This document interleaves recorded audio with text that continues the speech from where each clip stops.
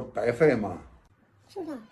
因为大叶性肺炎啊，它已经相当一部分肺都变白了。大家好，我是2000。猫咳嗽能不能吃镇咳药呢？你这个猫严重的肺炎啊，就是新冠闹完了以后，这白肺嘛，是的。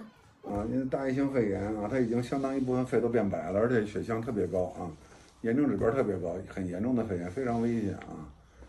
所以咱们赶紧也要抗生素，你要赶紧先办理住院手续，因为哪个抗生素能控制住我还不知道。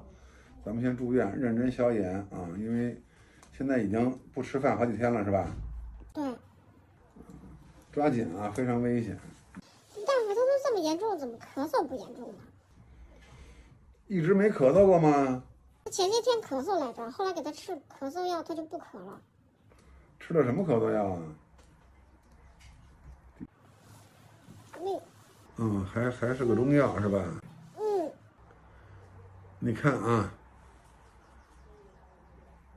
这个中药止咳里面含什么成分？米壳，米壳是什么？罂粟壳。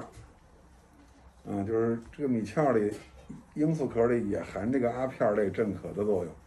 基本上止咳药的作用都是来抑制咳嗽中枢，懂这意思吗？就是我把咳嗽这个反射给抑制了，它本身并没有治疗作用。那么猫本身啊，猫就是一个不爱咳嗽的动物。那么，即使你不吃止咳药，有的猫得了很严重的肺炎都不怎么咳嗽，你都发现不了。